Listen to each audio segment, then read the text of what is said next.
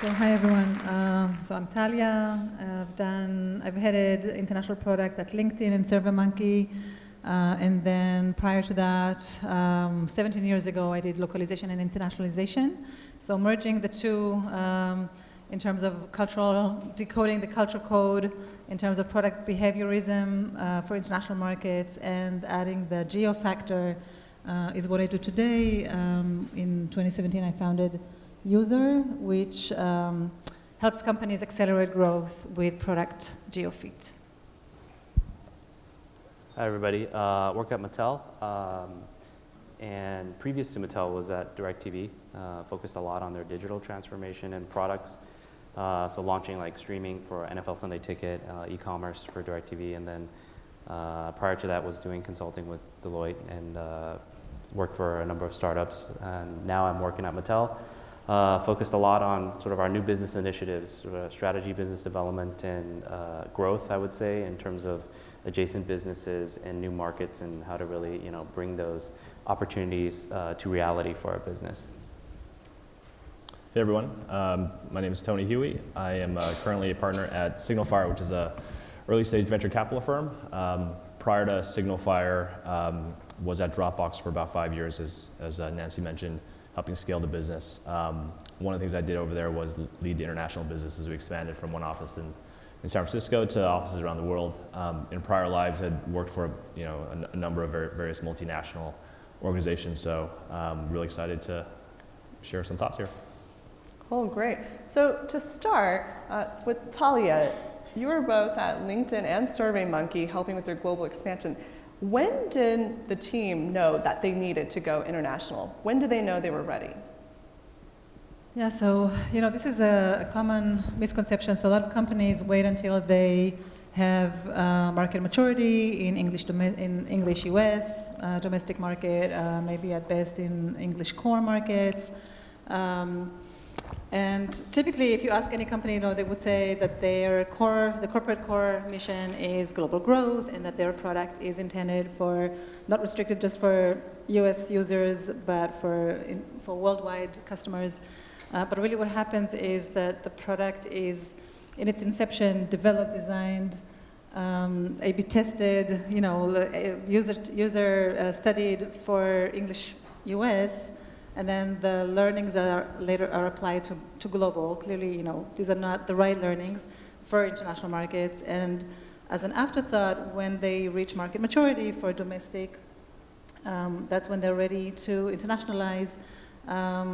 Typically, it's only a matter of translating the product experience. But my approach is very much global from get-go, because really, your product is ready to go global when it is ready to go global. So when the product, that value proposition or the service value prop is relevant for global markets, when it's addressable for international, for worldwide users, that's when, sometimes you would want to do an international first market, depending on your addressable segment.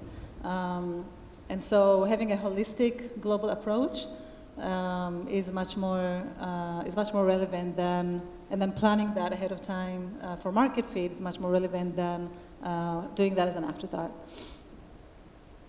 Henry, how does Mattel look at going global? How do you know when you're ready to go into a new market?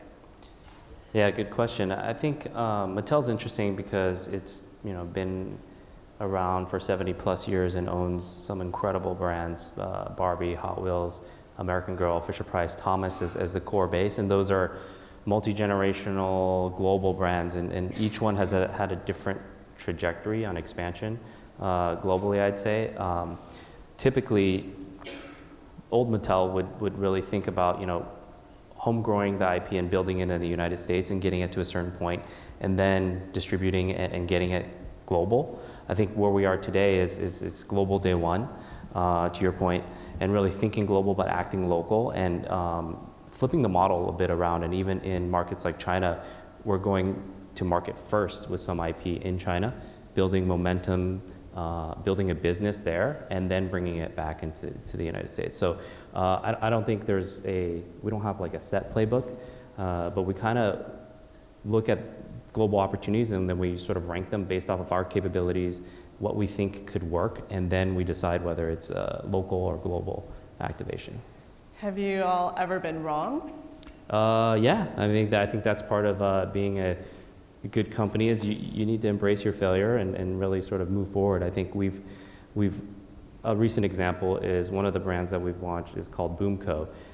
It's a blaster to compete with Nerf, and it's a better product. I'd have to say the engineering obviously is great on it. It shoots faster, further, more accurate. All that stuff is great on a piece of paper. But I think when we took it to market, we were a bit short-sighted on what we thought the competitor would do, right? If you're trying to displace an incumbent that has 95+ share of market, they're gonna go crazy on you. And so when we launched the product, it got a lot of traction, but they had all the resource, they had the market share, they were playing the long game, and over time pushed us back out of the market. So even though it was a better product, it didn't survive, right? And so I think we learned a lot from that in terms of thinking through execution and thinking broader than just having the best product, like how is the market gonna react? How is your competitor gonna react?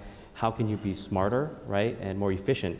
Because we took that with the traditional business model and pushed it through retail, which is resource and time and money, draining. And we could have probably done a lot on digital front and e-commerce to generate demand first, create pull, and then get into the physical retail side.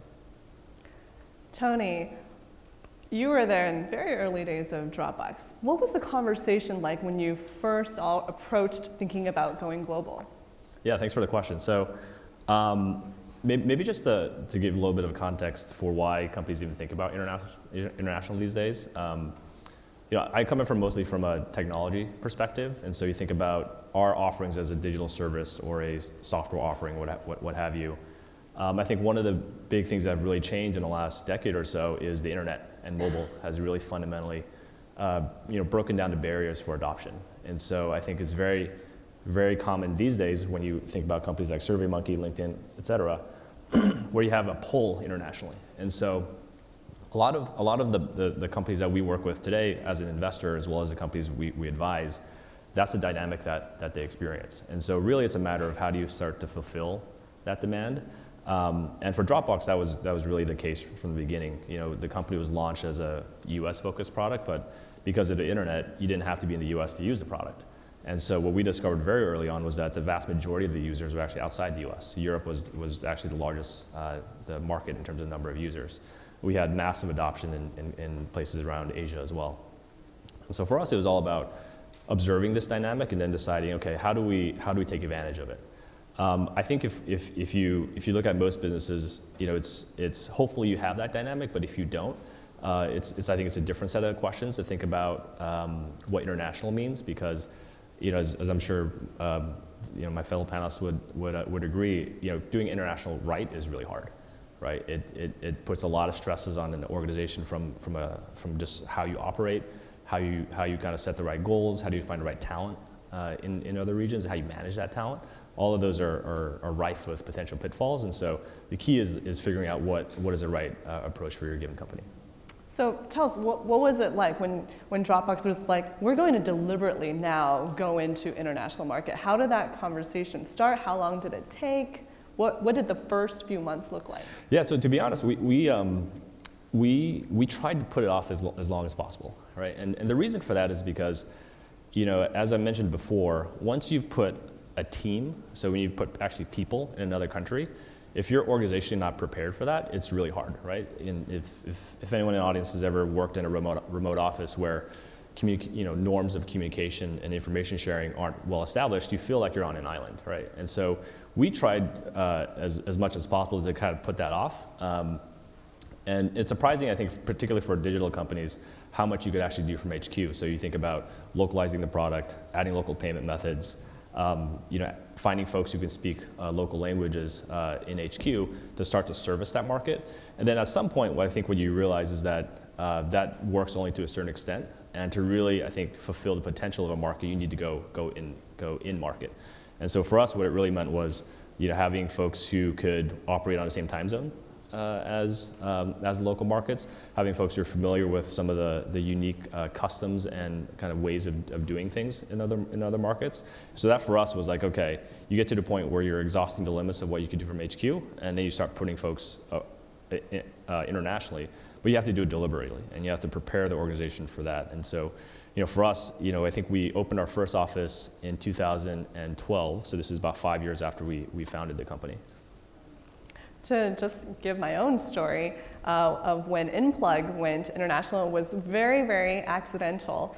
So our company, Enplug, we do software for digital displays. So we do software that power lots of screens inside of stadiums, hotels, shopping malls. If you've ever gone into YouTube spaces, all those screens in the lobby are powered by our software, or if you go into the elevator, those elevator screens run on our software. So for us, I distinctly remember the first time we had somebody approach us and say, we want to take your company international.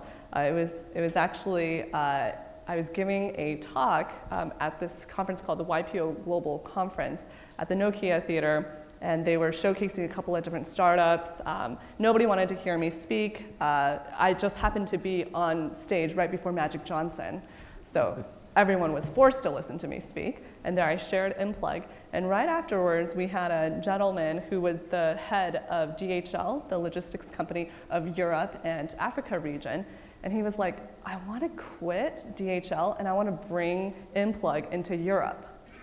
And I was like, sure, great, here's my card. I didn't really think much about it, but he was extremely serious. He quit DHL. He was like, I'm set on bringing your company into Europe and being your partner and distributor. And so he brought our brand into Europe. And we were really not looking to do that, but fortunately, we didn't need to do that much modification on our software to go into Europe, since a lot of countries, the employees at the companies that use our software knew English and could just use our English language software.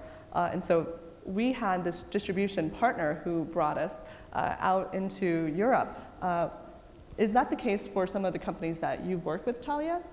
So I've actually, my experience has been, I think what really helps companies understand is that really when you go internationally, I think the focus should be on user first versus on US fit first, right? That makes sense. So wherever your user is, wherever, again, the value proposition is, you're able to add value to customers.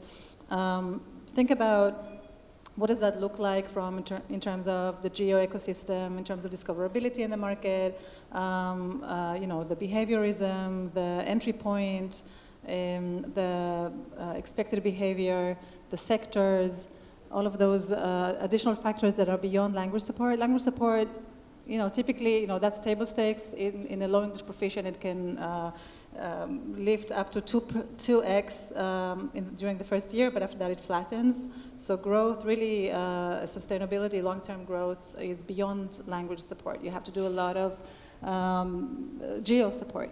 And so if you are focused on user first versus US first, your whole approach from the outset is completely different, right? In terms of the product purpose, in terms of partnerships, global payments, of course. The last thing you want to do is you have a user wherever he may be on the planet who wants to convert to paid, who wants to pay you, and churns in the checkout to complete orders funnel because you don't have the right payment processors, or you don't have the right, they are basically bouncing. So involuntary churn. So for us, both at SurveyMonkey and at LinkedIn, before that at Google, when I was driving global growth, it was always from the perspective of defining the addressable segment, defining the market opportunity in terms of remainder headroom growth, in terms of monetization opportunity, and just applying, the best global product experience is a local product experience on a global scale, right? So what is the local product experience in your target markets, in Germany, in Japan, on a global scale? Kind of what Jack Ma, Alibaba's CEO, said back in 2004 when Taobao beat eBay. He said, when eBay converted their Chinese UI interface to their global standard, he popped a bunch of champagne cases because he knew that they would not be able to iterate fast enough. They would not have a modular enough platform infrastructure to, on the front end, iterate to customize the experience to China fast enough as Taobao was able to, and that they would lose market, right? Which is exactly what happened. So, both in all the companies I've worked for, so LinkedIn and Survey, the most recent, the approach has always been global from get-go, local product strategy on a global scale, winning the local rivers that flows into the ocean, right? It's not one size fits all global adoption. It's winning each market, each target market on a global scale, because all those rivers, which are the local markets, really flow into that global ocean eventually. Can we debate a little bit of that piece? Because Yes, I think it's super interesting. So I think what Talia mentioned is absolutely correct in the sense that the best experience for a local market is tailored for that market. I think one of the biggest challenges that companies face when they're thinking about international for the first time is how do you prioritize, right? Because most companies, particularly if they're younger, will have limited resources. And so how do you prioritize whether you say, I'm going to go create a perfectly tailored experience for Japan, which is actually a very different set of kind of user sensibilities, constituencies. The whole ecosystem is actually different from a partnership standpoint as well, to building a core product in the US, for example. And so, that's a really tough set of challenges to think through. And I think the biggest part is like, how do you think about prioritizing is the most important thing. And I think what was really helpful for us at Dropbox was thinking about, when there was something that was tailored for a specific market, you treat that as almost like, that has a certain impact to the business, and that is compared against something you do in the US. And I think the most important thing is that you think globally in terms of your prioritization, but I think also you just have to be super realistic about what you can accomplish and what you can achieve. And in some cases, it might actually be, hey, we're going to do as best we can from HQ for the time being, just to get the kind of earlier ecosystem built around your product or service internationally, and then at a later point decide, hey, at this point, we should really go harder because the bang for the buck of your incremental investment at that point makes sense. So, Henry, when you bring new products into China, as I understand you lead a lot of bringing new products into China and the growth there. Tell us, what is the exact process and what does that timeline look like? Great question. The reality of it is it depends on the product. Can you pick one and just tell us so we get a general sense of expectations? I would say one would be like, as we've been evolving a lot as a company. I think we've been innovating a lot around our products and key capabilities and looking at our business in a different perspective of we have amazing, powerful brands, we have incredible global reach, but at the end of the day, we're selling items, right? One by one, quarter by quarter. And if we apply more of a platform methodology against our products, we can be more efficient on producing those products and then leveraging those products to then work together as a system. And one of the spaces that we focused on quite a bit is with the Fisher-Price brand, around really leveraging technology as a platform and the fact that there's connectivity in products and creating smarter nursery products. One of the specific ones is we did an acquisition of a startup early last year called Sproutlink, based in San Francisco. They make a connected baby band, and that's really sort of, at this stage, a core offering of, think of like Fitbit for your child, right? We looked at that product. Babies need to exercise. Yeah. Well, we need to know if they're breathing, if they're moving, all the normal things that parents really worry about. How many calories they're burning. Yes, how many calories they're burning. The humidity and the light and the noise, and first-time parents especially. Yeah.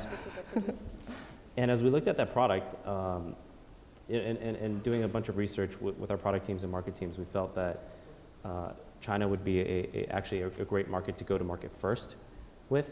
So from acquisition, so when did the acquisition get made? January. January of 2016? Yes. And then when were you like, okay, we should think about bringing this to China? I think very early on, as part of the diligence in the acquisition, it's test market fit globally, see where things resonate. There were, in the China market, at least our observations were that the users were more embracing of some of this technology, much more mobile savvy, given sort of they've leapfrogged user experience and behaviors in certain aspects relative to the rest of the world.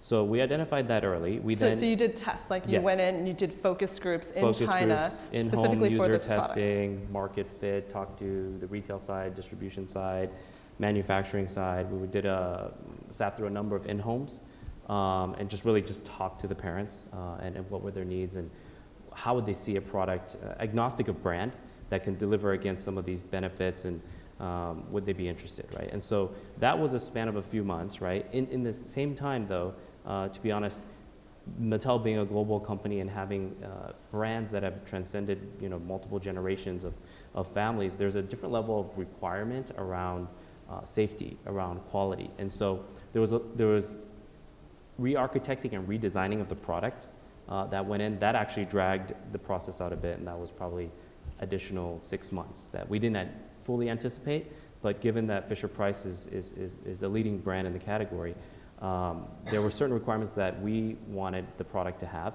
before we would go to market. So since then. And did you work with the startup Yes. and the executives there on recrafting? Yep. And then did you work with the China team in also crafting Yes. this new iteration? It is, I would like to say it's a streamlined, efficient process, but it is messy. Many constituents, and at the end of the day, it's really about the user and their feedback and really delivering against the promise of what you said your product's going to do and the brand and what it stands for. So the local team had a lot of feedback, obviously, on price point, how you activate it, when to activate it, how to activate it, which channels, which partners, and if you give it to one as an exclusive, do you upset the other one, and how do you balance that dynamic?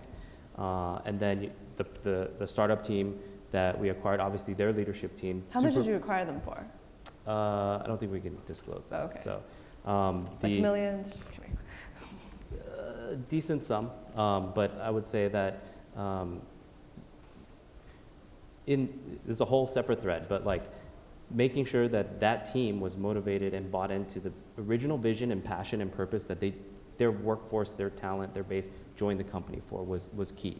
Because you do an acquisition, corporate comes in, buy a startup, everyone's like, oh, okay, we're either gonna cash out or just stay our length of time and we might leave. And like that wasn't obviously our goal, as it was part of the talent we wanted to retain. So working closely with them to make sure that their vision is being realized in that process, that they have feedback into the product, and ultimately trying to manage all these different constituents to create a product to then manufacture and then get it to market. But so there's several months of iteration. Yep. And then now it's like August, September. Yep. And then what happens next? Well, in this specific case, we actually proactively decided to hold the product a bit because, as we talked about, is thinking about the platform of multiple products working together to deliver a great experience for the consumer. So we held off on the product for a bit because we had other smart products launching, and we wanted to seed the product market with, for example, a smart soother with light and sound and connectivity, with a smart rocker, and then really build that ecosystem out to then launch like a connected baby band, right? To get the consumer used to some of that product, to seed the ecosystem, and then to get it out. And so that's the path we've been down. We're actually launching that product today in the US on the fisherprice.mattelshop.com, I think, right now. But cool. I would say that journey was... Go get your baby device today. Yeah, go get your baby device today. But it's a learning journey. I mean, at the end of the day, it's, on a piece of paper, you could say, yeah, 9-12 months, we're good, we're gonna launch. It's probably more like 18 months. In this case, because it's also different from software, right? We have a software backend, a software user interface, you build an app, it's connected. But you also have to manufacture a physical product. You have to get the specs right on the chipset, you have to tool a line, and then that, due to the law of physics, it can only run and output that many devices at a specific time, and then we have to test it, right? And so I think our business is interesting because we can learn a lot from the new business models, the tech world, and really being agile, moving quick and iterative. But we also have the obligation to the consumer around physical product safety requirements, compliancy, product integrity, and all these other things that you just can't squeeze down time on. And you can't necessarily go global as fast as you want in the physical universe, right? Instead of like clicking a button and it launching. Right. And so those are some of the things that in our business that are unique. but also provide opportunity, right? For how we rethink experiences that are not only just physical now, physical plus digital, and then with digital, you have digital economies that you can tap into. But is it the right thing to do for the consumer, and how do you do it, and then what do you do? Like, those are the things that we're trying to evolve and think through. And a large part of it is working with the right partners in the space to get that done. Talia, you work with a lot of startups and you help advise them on going global. What are the first two things you ask them to do before they take any further steps? So I would say I actually wanted to give an example if I can, just Yes. yes. And I'll try to show you. Let's see if it works. Okay. So just to illustrate, global, local, and this also ties to what you were just asking me. So when I joined LinkedIn about 7 years ago, at the time we had already matured the multiple markets, and so I had targeted China and India and MENA, actually, Middle East, North Africa, for our priority markets for product optimization. And so China, like any company, localized the interface and even created local content, right? And as expected, that didn't bring us the necessary growth. It brought something, but not sustainable. And so at that point, it was necessary to go a little bit further, more daring with geo customization. And so what I was looking at the time was really in terms of the local product strategy was. So at the time, LinkedIn had still has multiple value propositions, right? It's a job seeker, talent seeker, networker, content consumer, and so on. China is a mobile-first region. So what would it look like to produce? We produce an off-stack, lightweight app, native app, produced 100% made in China, a native look and feel, to address a single value proposition because China, the age cohort is much younger, and the addressable segment for LinkedIn is students and professionals. For China, that's the 17 to 24-year-old. That's the common or the majority addressable segment in the market. So in that case, the single value prop would be entry-level job seeker or even internship. So the app answered to the young professional for this specific value prop of entry-level job finding. It had WeChat integration, all the entry points from address book import. So WeChat integration, Sinawebo, Tencent QQ, QR code for invite to connect, all of the ecosystem that's already tied to local providers, local dominating providers, and to top it off, and this is really again very aggressive. We approach it with a cannibalism approach. We said if anyone is going to copy LinkedIn in China, it was going to be LinkedIn. And so rather than, and knowing that in the country, both government and consumers prioritize local brands, we basically did not. I think very few people still know that this is actually LinkedIn.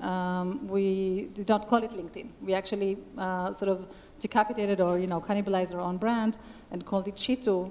Does anyone know Cheetu? Well, this is what it looked like. Did it?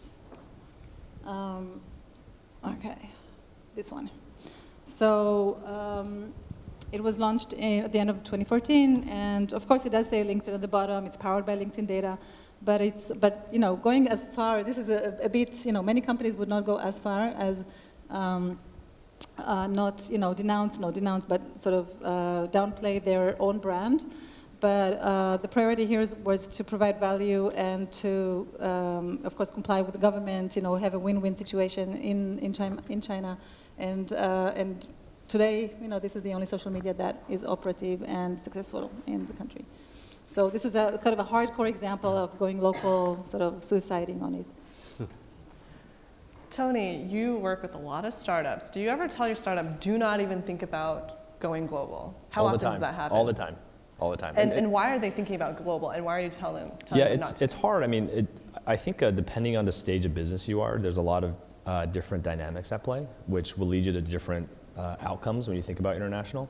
So when you think about like a later stage company, like LinkedIn and Talia's case there, I think by the time you guys launched the LinkedIn China effort, it was a pretty large company at that time, right? I think it gets back to the point initially, which is, as a startup, you're literally just trying to fight for survival for the most part. And so the key is like, how do you find the right level of focus so that you're driving kind of the best outcomes you can with the energy that you put into it. And so, very early on, oftentimes what we advise companies, particularly as they start to see pull in international markets, it's a very alluring type of experience to be like, oh, like I got a lot of users in the UK, or I got a lot of users in China. I should go figure out what's going on there. And I think the biggest thing is you have to pick kind of where you want to focus and where you want to fight your battles, because if you spread yourself too thin, then you're not gonna win in any of the markets, which is probably the worst outcome. And so, oftentimes, particularly if companies are starting in the US, we say focus on the US to begin with. And what you hope to do is build a product or service that has a universal enough value proposition where the pain point is felt, whether you're in San Francisco, or you're in New York, or you're in India, or you're in Germany. And so oftentimes the first thing I tell companies is like, figure out what your core market is, and your core market may you may discover that's not in the U.S. even though you started in the U.S. and that's okay too. But I think it's the first thing to really make sure you understand is what is your core market, your core user, and to Talia's point, build a kind of a 10x kind of type of better experience for that user, wherever they may be. And even in my own experience, when we were evaluating whether it would make sense from a cost perspective to go international, one of the things we did is replicating what we did in the US as a channel for distributing our product and applying it internationally. So for Enplug, we have lots of resellers in the US. And for some products, you might be an opportunity where you can have a lot of resellers. So for digital signage software specifically, it's kind of unique where early on we just had so many different companies coming to us. They do the screens inside of stadiums, or they do the screens for an office building. But they just do the integration installation. They need a software then to offer. And so oftentimes they say, hey, can we actually just buy your software and then resell it? And it's a beautiful business model for us. It works really well for those resellers because they already work with our end customers, and they can just introduce us to those customers, or they directly buy our software and then resell it to the end user. And so internationally, that also worked really well for us too, where we would have these integrators, systems integrators or audiovisual integrators reaching out to us in Australia and in the UK that were like, hey, can we just buy your product and resell and get a certain discount for taking care of all the customer service in that region? And of course, all of them non-exclusive. We're like, this is great, this is perfect. They're basically, these resellers are ultimately our customer, and then they can now introduce our product to so many other companies at a very small cost to us because we don't have to support their customers, and they just buy our software directly. Yeah, so that's a really interesting point, because I think oftentimes finding partners in local countries is it seems like a really lightweight way to enter a market, and so it's awesome to hear that experience, because I think it varies a lot by company. One of the things that I think was super challenging for us is, particularly if you're selling software, where it's potentially a newer offering or newer product that doesn't exist in the market today, that figuring out how you sell it yourself is, you're still figuring it out along the way as you're building the company. And what oftentimes is a trap for companies is you expect another partner to be able to sell it effectively when you yourself may not be able to sell it effectively. And I think that's the key to figure out, is like, can you actually translate the sales motion and educate someone who's a lot less close to the product in order to be able to deliver it, fulfill it, service the users, what have you. And I think that's a really important nuance to be able to get right, because there's so many instances of companies who get kind of starstruck by a company in another country wanting to bring them global, and a lot of times it fails because there's not enough support for that local partner to be able to actually meet the objectives that they may have in that country. Also, just to add on that, so it depends on your product or service and also on the market. So my experience has been that in markets like Germany, Japan, China, Saudi, we did a lot of work in Saudi and Dubai. It's good to go top down in terms of market penetration because again, your brand, non-English markets typically are later adopters and by default lower engagers. A lot of times your brand is not even, the brand perception or brand presence or brand loyalty for sure is not as strong, if even existent. And so going with a reseller model or going with government, LinkedIn, it was in Saudi, for example, partnering with the government. I know, we had like a Saudi distributor reach out to us that was like essentially like government owned. We're like, yes, that sounds great. Right, they have this massive budget. Exactly, and you create a win-win for the market, and they help you, basically help you with market penetration. But also, in Japan, for example, I found that it's been very helpful to partner with corporates. For example, one of my clients is a task management tool, and I've been helping them with Japan product strategy, and they're actually going top down versus consumer app. By having partnerships, strategic partnerships with large corporates, Sony's and so on, you get the buy-in, sort of the corporate vetting, social proof, and the local vetting that is very critical in this particular market. You get that solidified, and absolutely, that credibility, that credibility makes a huge difference. So we launched our first office in Japan this summer, and the person we had lead our Japan office was previously a CEO at a couple $100 million revenue company, and he already had all the connections to the big companies. And so right off the bat, unlike in the US when we started as a startup, we were going to mom and pop shops at the beginning, but in Japan it was beautiful. He immediately just went to the biggest companies who are his friends and said, hey, you have hundreds and thousands of TV displays in your offices and retail stores, add Enplug. And they're like, okay, great, we trust you, we've worked with you. And so that also was really different than how we launched and distributed our product to begin in the US. So we have only a couple minutes left. We have time for one question from the audience.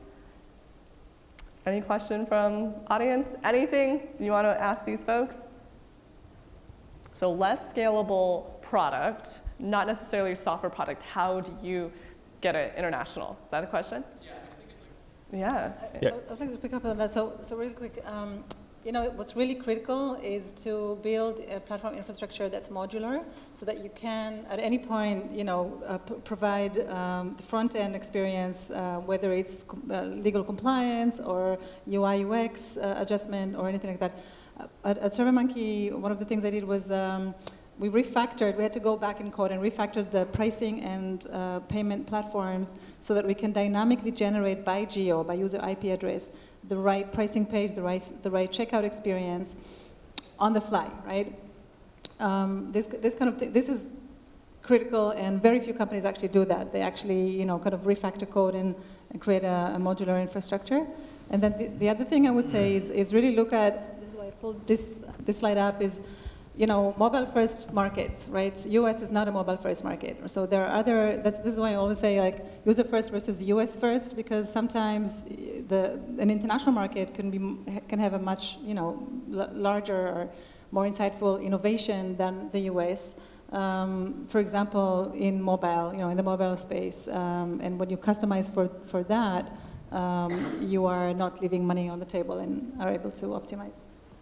Just to address your question specifically, Uber is a marketplace, right? And so in order for the service to work, you need to have people in market to be able to fulfill the demand that you may see, right? And so, I think if you look at how Uber's expanded, not just internationally, but locally and domestically, it's been with this kind of a landing team model. And so when they expanded from San Francisco to LA to New York to Miami, what have you, there was kind of a local team that would go out and basically bootstrap that initial liquidity in that marketplace.